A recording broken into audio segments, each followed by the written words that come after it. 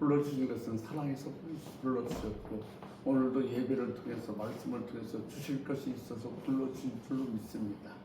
주님께서 준비하신 것을 받아 돌아갈 수 있는 저희가 되게 하여 주옵시고 이 시간도 한없이 기쁘고 행복한 시간 되기를 원합니다. 육신적으로는 피곤하고 힘들지만 성령께서 깨우셔서 주님에만 집중하고 주님 만나는 귀한 시간 되게 하여 주옵소서. 오늘도 부족한 좀 사용해 주시니 감사합니다. 홀로 영광 받아 주옵소서.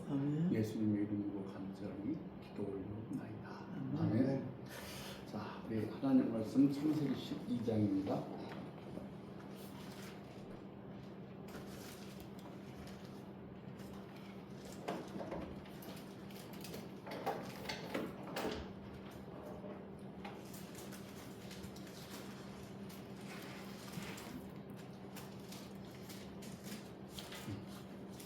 사절에서 5절 두 절만 같이 한번 보겠습니다. 창세기 12장. 구약 44페이지에 있습니다. 4절 제가 우리 두 절 뿌리니까 우리 같이 함께 합독하도록 하겠습니다. 4절입니다. 이에 아브라함이 여호와의 말씀을 따라갔고 롯도 그와 함께 갔으며 아브라함이 하나님을 떠날 때에 75세였더라. 아브라함이 그의 아내 사레와 조카 롯과 하나님에서 모은 모든 소유와 얻은 사람들을 이끌고 가나안 땅으로 가려고 떠나서 마침내 가나안 땅에 들어갔더라. 아멘.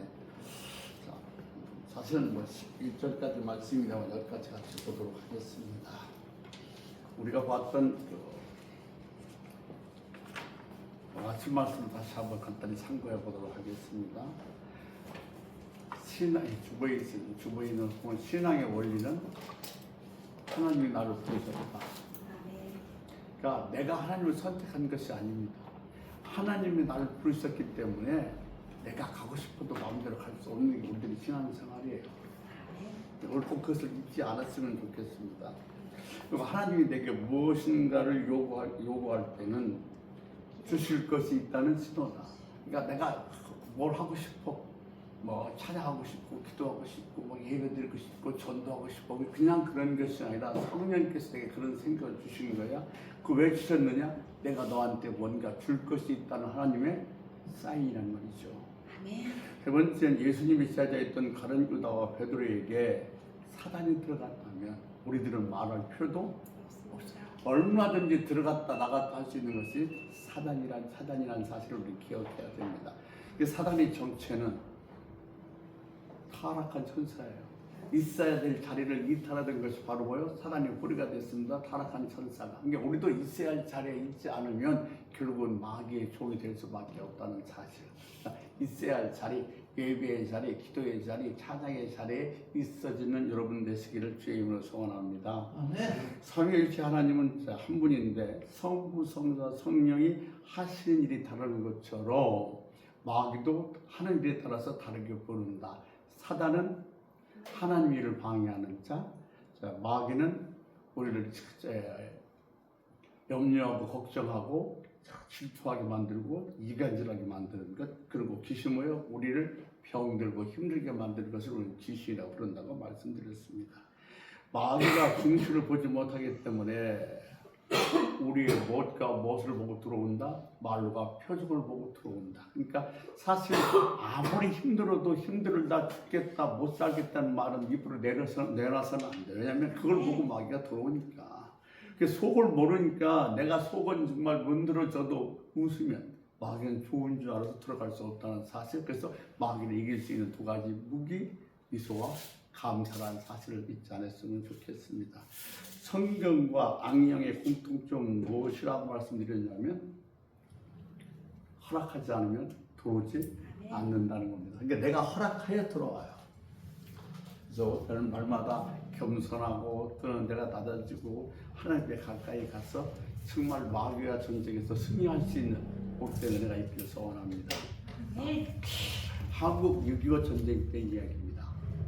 이제 북한이 쳐들어와서 저 낙동강까지 천천히 확대되면서 다른 지방들이 인민군들이 모여서 마을을 지배하면서 소위 인민재판이라는 것을 하기 시작했습니다. 인민재판은 뭐냐면 이 반동분자들, 예, 예를 들어서 뭐 서장 아니면 군수 뭐 검사들은 다 반동분자로 처벌하고 혹시 이제 그 노동자들은 노동계급이니까 동무니까 살려줘야 되는데 자, 이 사람이 서장이었나 아니면 선생님이었나 아니면 노동자였나를 판결하는 방법이 없어요. 무슨 증명서가 있는 것도 아니고 무슨 뭐 어떤 누가 보증서가 있는 것도 아니니까 그러니까 오직 그것을 기준하는 방법이 딱 하나뿐이었어요. 손을 보는 거예요. 손에 굳은 살이 박혔으면 이건 동무예요. 노동자니까. 근데 손이 뽀얗고 이쁘면 이건 뭐예요? 반동분자예요. 일도 않고 소위 얘기하는 뭐 군수나 선생이나 뭐 판사 이런 걸 했다는 거죠. 그런데 거의 그런 사람들만 이 감옥에 가둬서 아니 창고에 가둬서 마지막 이제 판결을 하는데 거기에 목사님도 들어가 있었습니다. 이제 목사님 차례가 됐습니다. 이게 목사님이 속으로 생각하기를 어차피 죽을 거 당당하게 죽어서 천국 가자 싶어서 이제 나왔습니다. 당신 직업이 뭐예요? 물어봤습니다. 임민군이. 그러니까 목사님이 대답하기를 예 목사입니다 그랬어요. 근데 이 임민군이 목사란 소리를 뭘로 잘못 알아들은가 하냐면 목수로 알아들었어요. 아니 목수 동무가 여기 왜 있어? 손 좀 봅시다. 손을 딱 보니까 손이 까칠까칠하고 군살이 베겠어요. 그러니까 맞습니다. 당신은 노동자 동무입니다. 왜 이렇게 됐어? 노동자 목수 동무 날려 나가시라고. 그래서 이제 그 목사님이 나왔어요. 나오면서 이제 이런 생각을 한 거예요. 야, 자기 손을 보면서 이 손이 나를 살렸구나.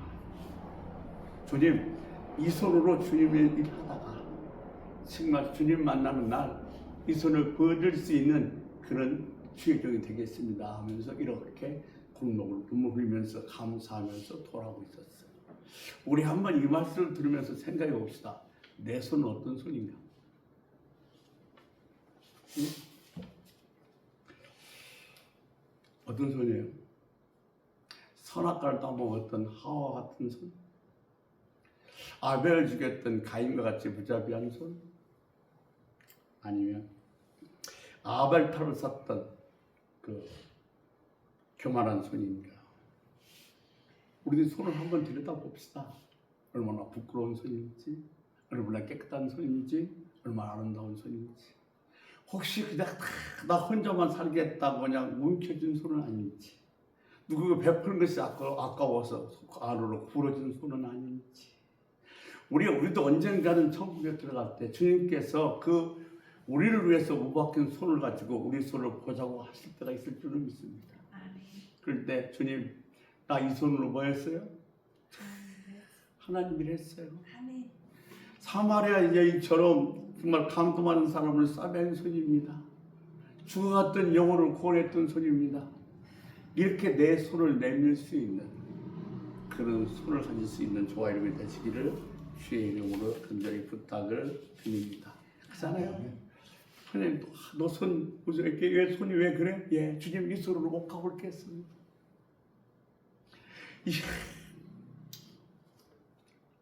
이 손은요 정말로 너무 억울해서 법적으로 같이 가다가 그냥 화해한 손입니다 하고 그 손을 내밀 수 있는 저와 여러분이 되기를 주의 이름으로 소원합니다.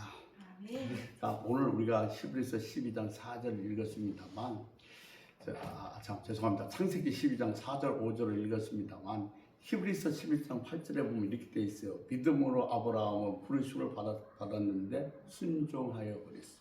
오늘 창세기 12장 4절에 보면 아브라함이 여호와의 말씀을 따라갔고 아브라함이 순종했다는 겁니다. 그러니까 아브라함이 하나님의 말씀에 순종했기에 하나님께서 그의 인생을 아름답고 멋진 삶으로 만들어줬지. 만약 아브라함이 그 하나님의 말씀에 순종하지 않았다면, 믿음으로 따라가지 않았다면 일반 족자들과 똑같이 그냥 어느 한 벌판에 숨진 그런 사람이 되고 말았을 것입니다. 그러니까 우리가 하나님 말씀을 받았다고 생각해요. 근데 하나님 말씀을 받았을 때 우리가 순종하지 않는 이유는 딱 두 가지 이유입니다. 하나는 뭐냐면 그것이 하나님의 말씀인지 하나님께서 하신 말씀인지를 깨닫지 못했을 때, 또 하나는 그 말씀을 따라가려고 하니까 내가 치러야 될 희생이 너무 많을 때 머뭇거리면서 순종하기를 두려워하는 것이 우리들의 모습입니다. 혹시 참 금년도 오늘도 8월달 다 지나가고 있습니다만 하나님께서 내게 주신 말씀인데 내가 그것을 순종할 때 너무도 희생할 것이 많다고 해서 머뭇거리고 있다면 즉시 그 자리를 털고서 그 말씀에 순종할 수 있는 복된 우리가 되기를 주의 이름으로 간절히 소원합니다. 우리는 그런 얘기하죠. 예수 믿는 사람은 세상과 구별됐다. 우리는 세상 속에 살고 있는데 세상과 구별된 삶을 사는 것은 그렇게 녹록하지가 않습니다. 그러니까 세상 속에서 우리가 구별된 삶을 살아가는 방법은 오직 뭐냐? 믿음뿐입니다. 이게 구별된 삶은 뭐요? 믿음으로만 가능합니다. 그럼 믿음이 뭐냐? 하나님과의 관계의 밧줄과 같습니다. 그러면 다 하나님을 믿습니다. 근데 그 밧줄의 굵기가 얼마나 되는 거죠? 전도서 4장 12절 말씀에 보면 혼자는 패하거니와 둘은 뭐요? 담당하시고 새 삼교실은 쉽게 끊어지지 않는다고 그랬어요. 그러니까 우리들이 하나님에 대한 이 믿음의 밧줄이 굵어야 어떤 바람이 불고 어떤 어려움이 와도 넉넉하게 견디게 된다는 것입니다. 그러니까 여러분 이 하나님과 향한 그 믿음의 밧줄이 굵게 되시기를 주의 이름으로 소원합니다. 자, 이 아브라함이 남쪽으로 내려가다가 어디에 머물렀냐면 어디요? 네, 동네 갔습니다. 들어가서 가나안 땅 세겜이라는 곳에 머물게 됩니다. 근데 이 세겜은 어떤 땅이냐면 정착민이 별로 없습니다. 근데 여기엔 아주 큰 산 상수리 나무가 한 그루가 있었습니다. 그러니까 그 상수리 나무 밑에다가 아브라함이 뭘 했냐면 장막을 쳤습니다. 그때 창세기 10장 10절에 보면 하나님께서 아브라함에게 나타났습니다. 그 나타나신 하나님으로 인하여 아브라함이 그 장막에서 뭘 하냐면 제단을 쌓게 됩니다. 자,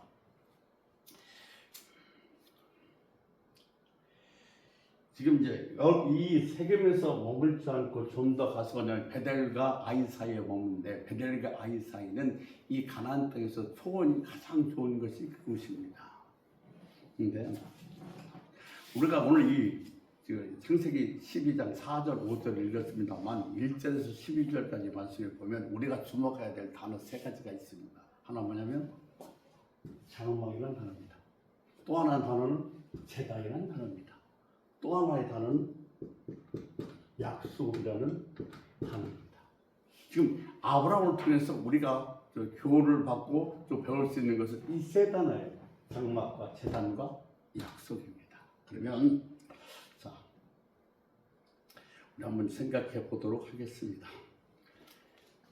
첫 번째 장막입니다. 장막은 우리가 알다시피 검은 낙타털로 만든 보잘것없고 초라한 것입니다. 그런데 이 아브라함이 하란을 떠날 때 몇 살이었냐면 75세였습니다. 그런데 아브라함이 언제 죽었어요? 175세에 죽었습니다. 지금 75세에 하란을 떠나서 175세에 죽었으니까 이 아브라함은 장막 생활을 몇 년 한 거예요? 100년 했습니다. 그러면 아브라함이 100년 동안 장막 생활을 했다는 것은 어떤 의미가 있냐면 이것은 기초가 없어요. 그냥 30분이면 적고 펼 수 있는 간단해진 장막입니다. 이제 아브라함이 100년 동안 장막 생활을 했다는 사실은 무엇이냐? 여기에 뭐요? 거주할 마음이 없었던 거예요. 자, 우리가 여기서 이 아브라함을 보면서 배울 것이 하나가 뭐 있냐면 우리들의 삶도 뭐라는 거예요? 장막의 삶을 살아야 된다는 겁니다. 우리는 살아가면서 여기서 영원히 살 것처럼 생각을 해요. 그래서 뿌리를 내려고 그러는데 아니요. 하나님께서 언제든지 부르시면 갈 준비가 되어 있어야 됩니다. 그러니까 우리가 이 장막 생활을 잘하기 위해서는 나는 순례자입니다. 나는 나그네입니다.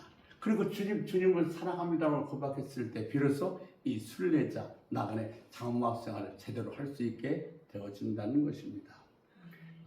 우리가 사실은 신앙생활하면서 우리 소망은 어디 있다고 얘기해요? 주님에게 있다고 얘기해요. 우리 소망은 주님뿐입니다. 우리는 주님의 뜻대로 살기를 원합니다. 주님 나와 함께해 주옵소서. 그런데 막상 올해의 삶을 보면 말은 그렇게 하지만 세상 사람과 별 다를 바 없는 삶을 살아가고 있다는 거예요. 그러니까 오늘 이 아브라함의 장막생활을 보면서 우리가 하나 교훈을 받을 것은 하나님 나는 이 세상 살면서 순례자입니다. 나그네입니다. 그런 고백 안에서 하나님을 사랑합니다라고 고백할 수 있는 그런 은혜가 있기를 소원합니다. 그러니까 아브라함의 장막이 우리에게 주는 교훈은 바로 그런 교훈인 것입니다. 두 번째, 제단입니다. 아브라함이 장막을 쌓고 하나님 나타나시니까 거기에다가 뭘 샀어요? 제단을 쌓습니다.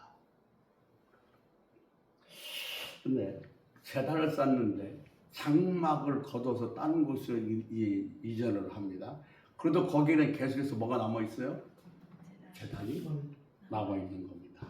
그러니까 장막을 거둔 다음엔 그 자리에 뭐요? 제단이 계속해서 남아 있다는 얘기는 무엇을 우리에게 의미하고 있냐면 우리가 그런 얘기 잘 알죠. 아름다운 사람이 머문 자리는 아름답다. 그러니까 그것이 바로 뭐냐면 우리들이 세상에서 장막의 삶을 살아가는 겁니다. 그러니까 우리가 있는 곳은, 내가 가는 곳은, 내가 있던 곳은 어떻게 돼야 되냐면 아름다워야 돼요. 예수 그리스도의 흔적이 있어야 됩니다. 예배한 자의 흔적이 있어야 된다는 거죠. 그러니까 우리들이 가는 것, 저는 아까 우리 김 집사님이랑 얘기하면서 제가 좀 은혜가 되고 감동이 된 것은 월급은 주민들이 주잖아요. 그러니까 나는 월급을 준 회사를 위해서 일하는 것이 아니라 주민들을 위하기 때문에 정말 그들을 내 식구같이 대한다는 그 말에 내가 정말 은혜가 됐어요. 이게 바로 어떤 사람의 자세냐면 주님의 은혜를 입은 사람들의 자세예요. 예배하는 자의 자세란 말입니다. 그러니까 예배하는 자의 삶은 다른 사람과 뭐요? 달라야 돼요. 그러니까 내 삶을 보면서 다른 사람들이 뭐라고 얘기해야 되냐면 예수 믿는 사람이라 달라 그래야 돼요. 근데 지금은 그렇게 말을 듣는 사람이 흔치 않아요. 왜요? 똑같아라고 얘기를 하죠.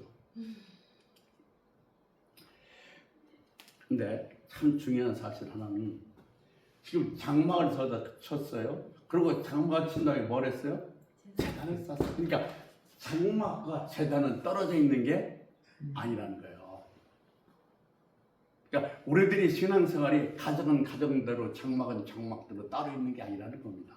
이게 장막은 장막, 제단은 제단이 따로 있는 것이 아니라 어디서부터? 장막에서부터 제단이 이어지게 된다는 사실인 것입니다. 자, 제단은 반드시 뭐와 함께 해야 되면 장막과 함께 해야 돼요. 그다음에 가장 강한 헌신과 가장 깊은 사귐과 가장 행복한 교제는 이러한 장막에서 나옵니다. 그러니까 사실은 참 가정에서 제대로 우리가 가정 재단이 이루어졌을 때 그것이 진정한 재단으로 이루어질 수 있다는 거예요. 가정은 따로, 재단은 따로, 예배는 따로가 아니라, 신앙생활은 따로가 아니라 가정과 신앙생활은 반드시 연결되어져야 한다는 것입니다.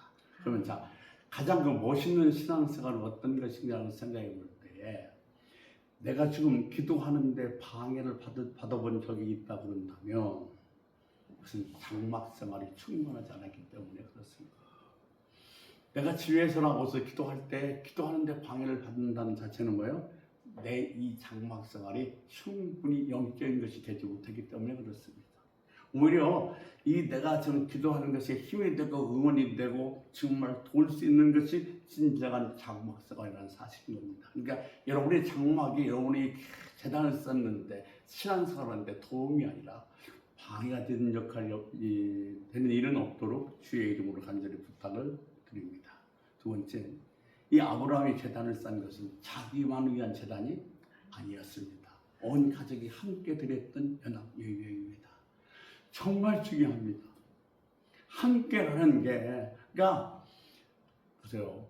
40년, 50년 신앙생활하면서 오직 한 가지, 자기 아내, 자기 자녀, 자기 남편, 복음을 위해서 몸부림친 사람들이 수없이 많습니다.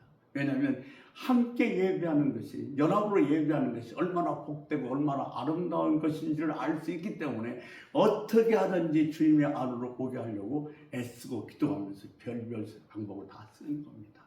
기억하십시오. 재단과 장막은 서로 떨어져 있는 것이 아니라는 것입니다.